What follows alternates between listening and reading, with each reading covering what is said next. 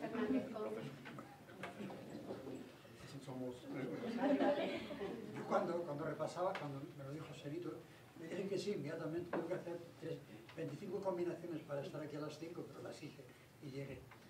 Y estoy muy contento de estar aquí y de contribuir un poco, poner una piedrecita en este proyecto que me parece primero inexcusable y segundo muy importante para la cultura de Oviedo y de Asturias y más.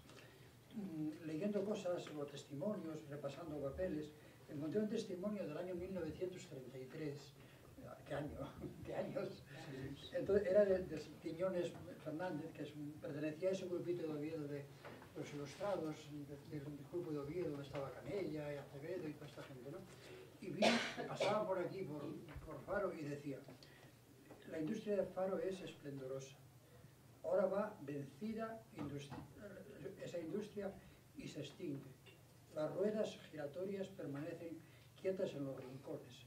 Actualmente, decía, solo giran 4, las de los 4 alfareros que quedan. Y estas 4 se movilizarán dentro de poco. Y la industria alfarera de Faro habrá terminado. No fue un buen profeta porque Faro continuó y mucho a partir de eso. La familia de Joselito, luego el padre y él mismo, han hecho o han manifestado que esta profecía de Quiñones no se cumplió. Y yo estoy muy contento de que la profecía que podamos hacer todos aquí ahora es la contraria y va a ser positiva, porque Faro es muy, muy importante. En mi historia personal, Faro, yo conocí a Faro, y Joselito lo sabe muy bien, en el año 1993. Estábamos preparando Orígenes, una exposición de malhadada gestión, pero que fue fantástica y contribuyó mucho Faro. Entonces, conocí a José Vega Suárez, a Lito, al padre de Joselito, y a él mismo, a José.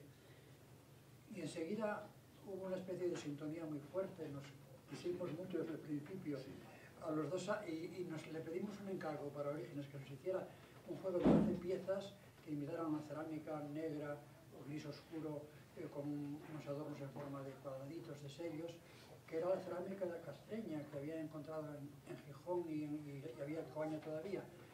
La hicieron tan perfecta, estaba en Orígenes puesta allí, en un sitio de Orígenes, era tan perfecta que si hubiéramos dicho que era original, que era del siglo VII antes de Cristo, la gente hubiera tragado. Y yo después, como nos prestó mucho aquello que hicieron ellos, a mí me regalaron al final, que no de aquella, sino una nueva, me regalaron una, y la tengo en casa con mucha devoción. A los 2 años, en el 95, hicimos el homenaje a tu padre, ¿te acuerdas? A Lito, y se hizo una exposición muy bonita en Oviedo, y se hizo un libro de la exposición donde había básicamente imágenes de la exposición. La directora era Esperanza Ibáñez de Almeida, que hizo un trabajo, hablar de ella dentro de un momento, y yo hice el prólogo y me prestó mucho hacer el prólogo. Lo leí estos días porque ya no me acordaba, ya no sabía dónde tenía el libro. Tuve que ir a la biblioteca pública para encontrar el libro del catálogo y de la introducción. Y bueno, lo que escribí entonces no lo traje, pero no está por ahí, seguro que Joselito la tiene. Y bueno, es una historia de Faro bastante interesante, con muchos datos, y después, en cierta medida, redimensiona y pone en su lugar la industria farera, ceramista y farera de Faro.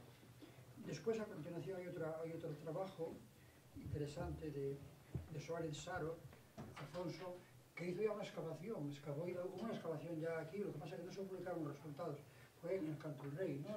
Hizo una excavación de un verano, 2 veranos, era un testero de cerámica, y yo le repasé el manuscrito, que me resultó interesante, llegó a una serie de conclusiones desde el punto de vista de la secuencia cerámica, y habló de dos formas cerámicas, una del 11 al 13 y otra del 13 al 15. La del 11 al 13 coincide con esa cerámica gris oscura, negra, adornada en forma de peine, que es la cura de Miranda, que tuvo el mérito de revivir de la nada prácticamente, pues revivió un alfar que había quedado de Miranda y lo puso a funcionar. Y bueno, revivió en Avilés, en la zona de Avilés, la cerámica, y lo colocó en un sitio muy interesante, en la zona de Avilés, la cerámica. Y por lo tanto nos encontramos no con algo que hay que documentar, que hay que justificar bibliográficamente, que hay que estudiar, sino que una parte está hecha. Me alegro mucho, yo no lo sabía, que se continúen las excavaciones, que Fanjul continúe la excavación, porque eso pues nos ayudará a ir perfilando secuencias, porque el problema de la documentación es que sabemos que hay alfareros en Oviedo. Tenemos un documento del año 1073 que hay un alfarero que fue su mujer y que le llaman oliero, que hace ollas, 1074. No sabemos que sea de Faro, pero probablemente sí. Pero la primera noticia documentada sobre alfareros en Faro que hacen en este caso cerámica de teja, pues es un matrimonio o son dos personas del siglo XVI. Esas son las primeras noticias, pero bueno, la arqueología va más allá de la documentación y va a justificar cronológicamente y situar también la secuencia cronológica mucho anterior. Si queréis os hablo un poco de cerámica en general y qué significa Faro en particular dentro del conjunto de la cerámica. ¿No os parece que os interesa saber un poco de la cerámica en general? La cerámica, decía Roberto Sánchez Ramos al principio, que pertenecía a la cultura popular. De todos modos, cuando se habla de cultura popular, yo soy gramsciano, soy de Gramsci, o sea, un famoso teórico del marxismo italiano de los años, de la época de Mussolini, y da mucha importancia a la cultura popular. La cultura popular no es la cultura de los ignorantes, de los tontos, de los campesinos. La cultura popular es la cultura del pueblo, significa popular, que todo el pueblo hace cultura. Entonces no se puede, hay que descartar o desterrar, y Gramsci lo demostró muy bien, esa teoría de la cultura popular más como frente a la cultura, no sé, universitaria, de los que saben mucho. Está la otra, la popular, aprender a arar, aprender. Yo soy aldeano de toda la vida y aprendí una serie de cosas pues, de mi padre, de mis vecinos. Nadie me enseñó a arar, nadie me enseñó a segar, nadie me enseñó a afilar un gadaño, pero aprendí solo. Pertenece a la cultura popular, sí, también, pero es la cultura popular también, son otras cosas muy importantes, que si yo, pues, leer, escribir, tener categorías de tipo teórico o categorías imágenes, mentales.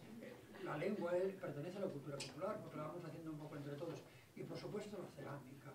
¿Por qué la cerámica tiene mucha importancia en la cultura popular? Pues en primer lugar porque la cerámica es una industria relativamente fácil en principio. El barro, lo hay en muchos sitios, las arcillas se encuentran en muchas partes. Las técnicas, pero las ahora son más sofisticadas, hay tornos y tornos muy modernos. Antes era mucho más sencillo, era hacer a mano, coger, amasar y hacer la bola de, ¿cómo la llamáis? Pella, parece, sí, ¿no? De barro y ir haciéndola con las manos, simplemente. Luego viene una rueda giratoria, después viene un torno bajo la torneta y después viene definitivamente el torno alto y luego vienen sofisticaciones de mucho cuidado en la cerámica contemporánea, que es industrial. Pero en cierta medida la técnica podemos decir que es sencilla, que sea artista para hacer buenas piezas, pero desde siempre todos los pueblos han hecho cerámica. Testimonios de cerámica más antiguos, estamos en el año 8000 a.C., estamos muy lejos, Fijaos dónde estamos, 8000 a.C. ya sabemos que había cerámica. Yo no sé, en Sidrón, todavía no han publicado una memoria de Sidrón, que están ahora con el Homo neanderthalensis. Me parece que todavía no han encontrado cerámica, o en Atapuerca, me parece que todavía no, pero vamos, ciertamente estamos en esas fechas. ¿Cuándo entró en España la cerámica? Entró en el siglo VII, VIII antes de Cristo, en el bronce tardío, hierro primero, cultura de los castros. No es que entrara entonces, es que entonces empezamos a conocer cerámica. Antes la había ya en el Paleolítico. Por ejemplo, hay una cueva en Llanes, la cueva de Mazaculos, que está en el yacimiento de Mazaculos, que está en la Franca, donde aparece cerámica. Es un conchero y ese conchero está datado entre el año 800 a.C. y el año 500, 550. O sea que en ese periodo, en ese tracto temporal de 300 años, o sea, siglos VIII, siglos V a.C., en Mazaculos hay cerámica. De aquí empieza la cerámica. La cerámica casteña la conocemos perfectamente, es muy hermosa, es negra o gris oscuro, Coaña y muchos castros, por supuesto. En Sant Lluís, que han excavado maravillosamente bien ese castro, aparece cerámica de esta época, aparece otra más moderna, y luego vienen los romanos, que lo vienen aculturando todo, que lo vienen aprovechando lo que hay y mejorando todo. La cerámica romana, no hay una cerámica popular que la hacen los romanos, pero no hay una cerámica mucho más elegante, mucho más fina, que son las famosas terra e sigillate, las tierras, que es una cerámica finísima, muy fina, hecha con técnicas exquisitas, y tenemos los castros, como van haciendo excavaciones, aparece esa cerámica, esa terra sigillata castreña, ¿no? y que la trajeron los romanos. Sobre todo los romanos trajeron algo importante, que fue básicamente el torno bajo, la torneta, donde todavía no dejaba libres las manos del artista, tenía que utilizar las manos. Ese instrumento, pero fue muy importante ya, de coger la palla, manipular la mano, a que de repente te la metan una plancha primero de piedra y después de madera, y que pueda girar con las manos y utilizar las manos para poder moldear la pieza, eso fue un adelanto muy importante.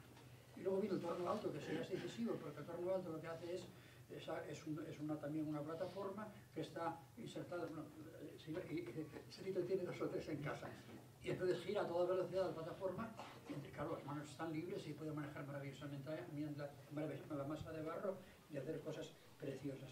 Estamos, por lo tanto, con los romanos que introducirían el torno alto, pero qué curioso, los romanos inventaron muchísimas cosas.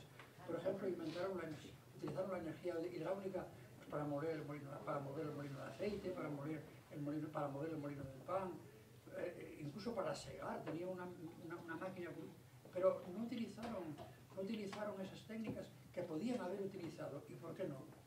Porque tenían mano de obra muy barata, tenían esclavos. Entonces, ¿por qué van a utilizar, hacer un artificio complejo, un frantoio que dicen los italianos, o sea, un molino de aceite, para que tiren por él, lo mueva un conducto hidráulico, si pueden hacerlo perfectamente a mano de esclavos, claro. ¿O para qué van a meter agua en un molino para moler el trigo? Si puede girar sobre una plataforma de piedra, una piedra grande y deshacer, triturar los granos de harina y hacer pan. No hacía falta, tenía manos. Y así tuvieron, es curioso, es muy triste, pero los romanos tuvieron inventados 7, 8, 10 cosas interesantísimas para el desarrollo profundo de la economía y de las técnicas medievales, pero que no lo hicieron porque no tenían necesidad, porque tenían esclavos. El problema de la dialéctica tremenda de mano de obra humana y mano de obra técnica, que siempre ha sido un problema, y ahora está siéndolo con la informática, porque en Sidesa hace unos años tenía 25.000 obreros para producir 6 millones de toneladas de acero, y ahora con 300 obreros la acería de Avilés produce tanto. Tiene instrumentos informáticos capaces de hacer lo que hacían 20.000 obreros. El problema tremendo de máquinas, adelantamos, crecemos en la técnica, pero después eso crea paro, es un follón, es un problema, y es uno de los elementos que tenemos ahora presentes en esta famosa y tan malhadada crisis que estamos viviendo y que es tremendamente compleja y difícil de analizar. Bueno, y esto es un poco en general la cerámica del Faro. La cerámica en general. Como decía antes, el primer testimonio de cerámica de Faro pues es del siglo XVI, y después va viendo una serie de señores que pasan por aquí. En el siglo XVIII pasa el marqués de... Bueno, que señores que manda el marqués de la Ensenada para que hicieran su catastro, y habla que en Faro en 1749 había 65 personas que se dedicaban a la alfarería, 65, y había 3 mujeres, está bien, o sea que no solamente eran hombres.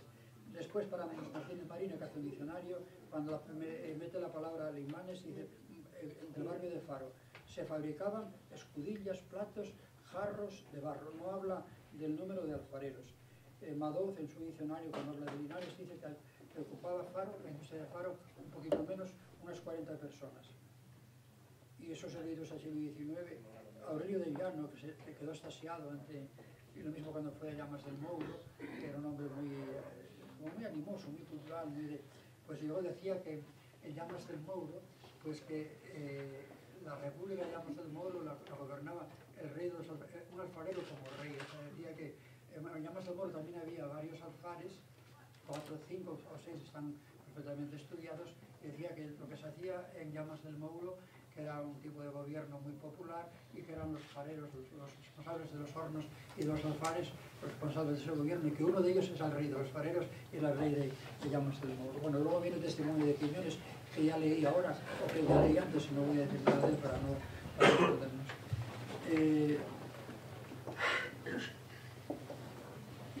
Faro no tenía, luego venía el tema de la expansión de Faro.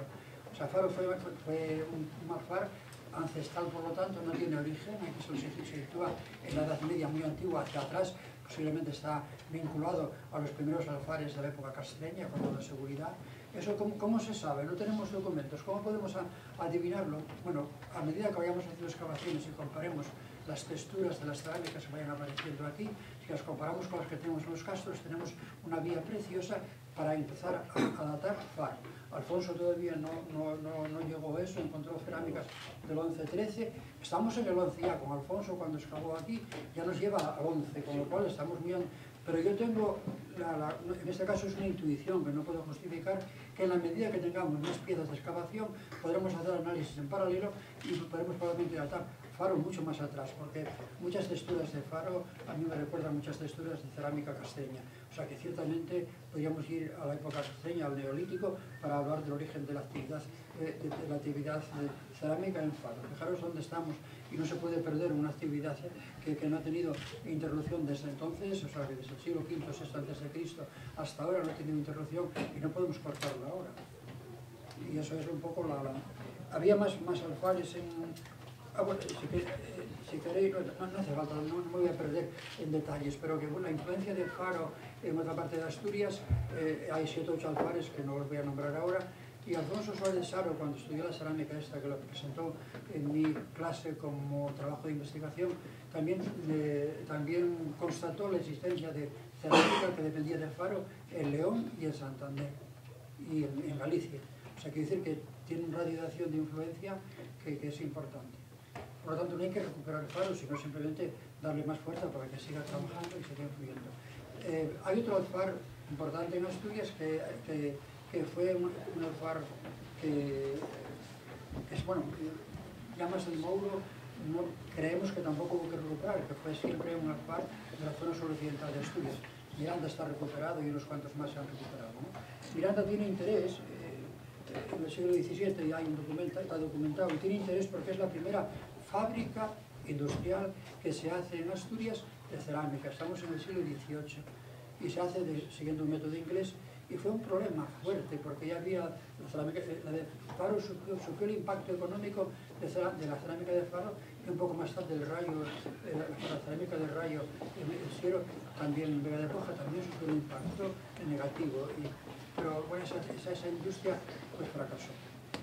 Y bueno, más alfares que no quiero hablaros ni quiero casaros mucho. Deciros que los alfares que hay en Asturias ahora, Miranda es bastante interesante, es un alfar recuperado.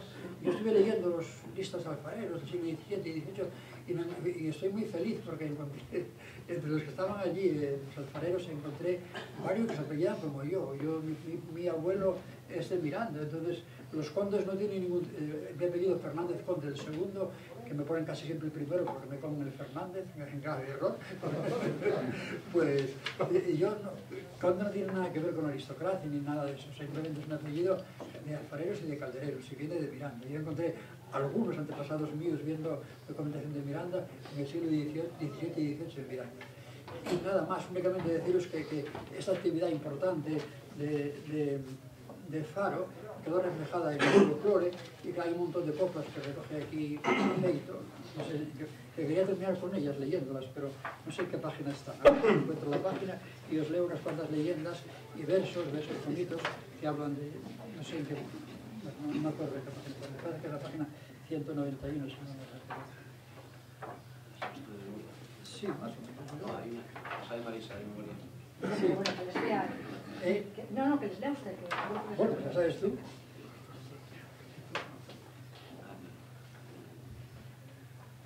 Bueno, esto no son de Faro, pero las de Faro sabe Marisa, pues puedes decirlas tú. Este Pepe Hierro es un poema maravilloso de Pepe Hierro, hay que leerlo. Tierra y agua, dócil tierra, ya gira en el torno. Luego el otro elemento, el fuego, es el que el círculo cierra, el aire alrededor hierra. Respira la criatura alma con una forma pura, falta el soplo que la anime, eres humana ya, dime, y responde la hermosura, Pepe Fierro. Alfarero ha de ser madre, el hombre que a mí me quiera, que mientras trabaje y cante, le busque el alma a la tierra. Al barro se le da forma y al barro se le da vida, se convierte en un ser vivo, la vasija parece un parto, parece que está en parto, María. Y bueno, hay una serie de copas preciosas que de los farujos, que están, pero es igual, queremos acabar pronto. Y sí, Marisa, que tiene alguna poema que quiere leer. No, bueno, los populares, bueno, sabes cualquiera. Pues dinos alguno. Venga, una. Marisa, venga. Madre mía, quien me diera una rapaza de Faro, el tapador y la rueda y el terreñón con el cal. Está recogida aquí. Sí, Otra.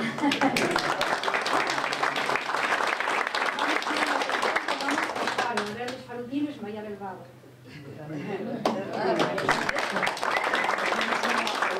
los augurios preciosos que han hecho los hombres, en este caso de la política. ¿No sabéis ninguna más vosotros, los farucos, o? No sé, yo soy la única faruca aquí, ¿no? A ver. Que esto sea el comienzo de un gran proyecto. Con nosotros, ya dijeron que os contáis con ellos, con nosotros desde la universidad y conmigo mismo desde mi persona, pues contáis como siempre y contaste como siempre.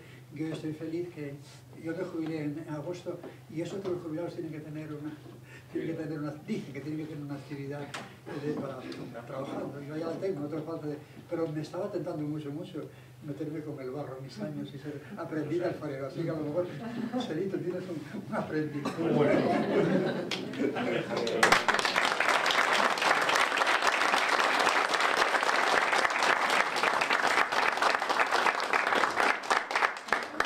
Bueno, entonces ahora, Celito, tú, muy importante, Alfredo, dinos unas palabrinas. Bueno, pues yo voy a empezar con una copla popular de Faro, que dice: Virgen de los escudillos y abogada de los platos, sácame de entre los viejos y llévame con los rapazos.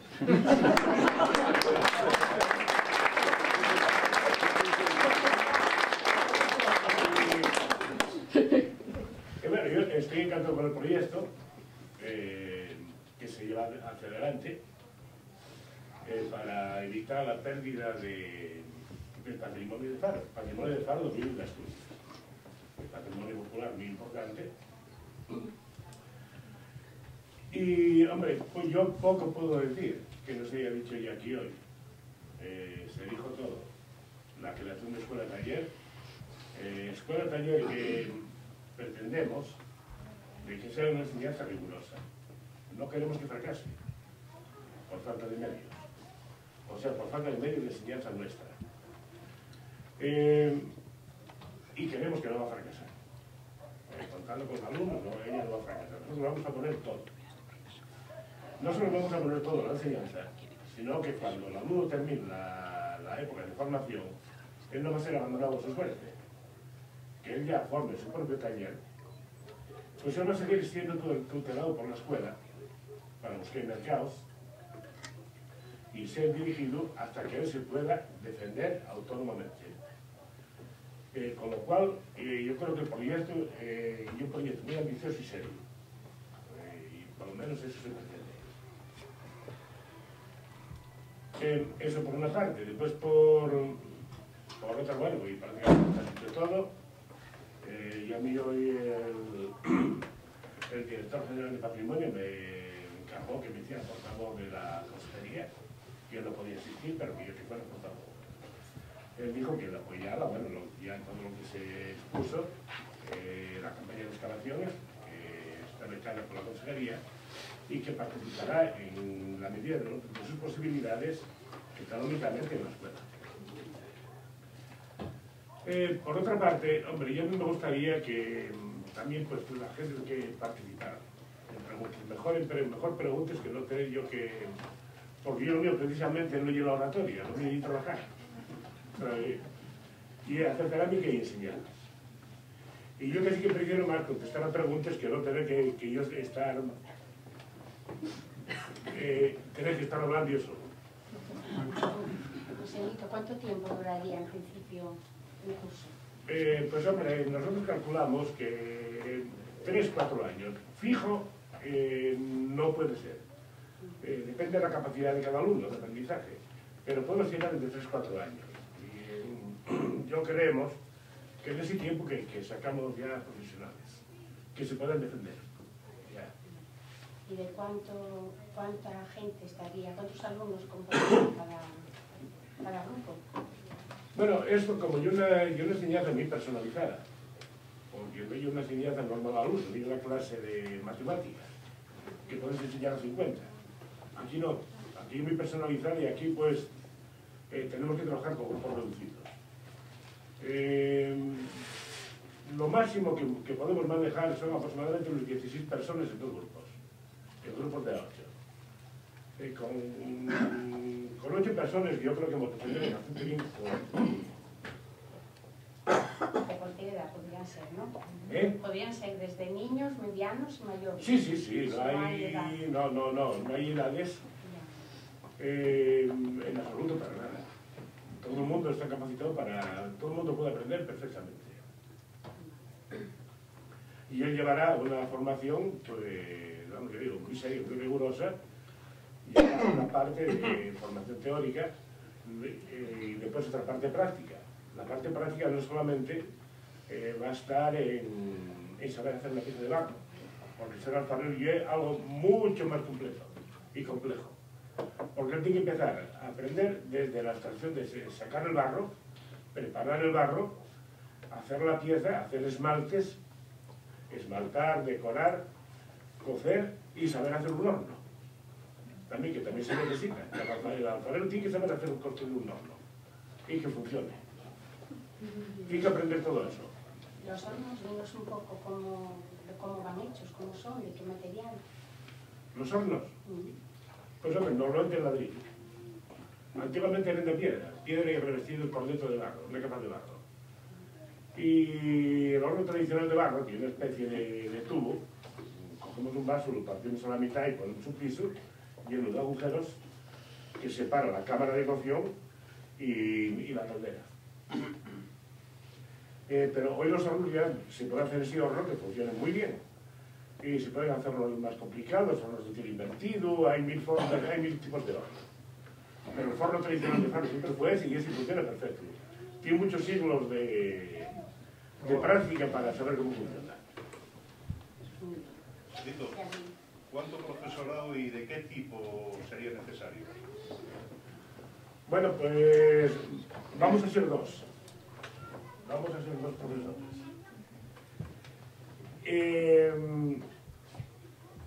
Que somos los que vamos a encargar pues, de todo el proceso, desde la parte artística, técnica y de laboratorio. Pero uno solo no lo puede llevar. Ahí tenemos que ser dos. Ceramista Ceramista Sí, los dos somos ceramistas, sí. Voy a ser yo y bueno, va a ser Manolo Cima de Villa, que está aquí, que está por aquí atrás. Y estamos los dos aquí. Ya. Manolo Cima de Villa es un gran profesional, muy bueno. En muchos aspectos mucho mejor que yo todavía. Me supera. Que lo cual es importante. Tenéis un modelo de escuela que está funcionando muy bien. La de Avilés en otro plano, pero que está funcionando muy bien. Pues es una referencia muy interesante. Hombre, sí. No para copiar. ¿Cuánto tiempo perdiste para coger más cerámica? Sí. Y después hay muchas escuelas en España. Está la Escuela Cerámica de Muero, que nos ponemos en contacto con ella. Está la Cerámica de Úbeda, de Jaén, que son escuelas muy importantes y nos ponemos en contacto con ellos para saber su método de enseñanza, para saber nosotros un método de enseñanza pues parecido. Pues estimáis concretar un poco el proyecto, porque bueno, todo eso que dices tú, más o menos estimáis pues 2 meses, 3 meses, medio año, 1 año, porque bueno, hay ganes. A ver, ahora mismo estamos estudiando todas las posibilidades posibles, todas las alternativas, perdón. Posibilidades posibles, en fin. Me queda un poco cacofónico esto. Entonces, bueno, en cuanto tengamos algo, yo creo que lo suyo es que nos sigamos reuniendo, que sigamos trabajando en ello, y cuanto antes. Se trata de hacerlo, bueno, que no se prolongue esto hasta las grecas, sino que, bueno, que sea algo, en fin, con cierta continuidad, no sé. Oye, va experiencia de lo que son los pueblos, porque yo de 17 años en 7 pueblos de Candamo, sé lo que son. Entonces, desde mi primera presencia en Candamo, intenté que los pueblos, no solamente que soy sacerdote también, que fueran religiosos, sino otras cosas. Intentar que la capacidad productiva, la capacidad asociativa, todo eso fuera muy importante. Pero después de tantos años, estoy viendo que los pueblos se mueren, fundamentalmente por una cosa, porque no tienen capacidad productiva ni humana, porque hay mucha menos gente y no tienen, en Candamo sí que lo habría, pero son incapaces de poner en marcha nada. Es impensable encontrar una asamblea como esta en una reunión de vecinos que todas tienen en Candamo. Yo diría que aquí tenéis lo más importante y lo más fundamental, no solo para poner en marcha un alfar, que es muy importante, sino para ser un poco modelo de un pueblo que funciona de verdad como asociación, porque tenéis lo que más vale para eso, que es una actividad que todos queréis, que todos amáis, que todos, en cierta medida, miráis con mucho cariño, y en eso sé superar el partidismo político, ir a lo fundamental, ir a lo que significa una capacidad asociativa que es básicamente política, ahí está lo popular y lo político que diría este teórico italiano que mencionaba antes, y desde ahí podéis tener mucha fuerza y más allá de los partidos políticos. Yo intentaría, creo, hacer borrón y cuenta nueva de todo lo que pasó si no se llevó adelante, empezar de nuevo. Yo creo que sería, tenéis un montón de fuerzas que van a unirse con más o menos entusiasmo. Yo también he hecho una apuesta también por Joaco López, el director general de Patrimonio, que estas cosas estoy seguro que le van a interesar, le interesan muchísimo por su propia especialización. O sea que... Quiero cerrar la asamblea diciendo que espero que dentro de unos años, en lugar de haber un taller que ya no funciona, de que resurjan en el Faro varios talleres más funcionados y que seamos exactamente igual que a la vez de X. Que resurjan sistemas. Sí, señor.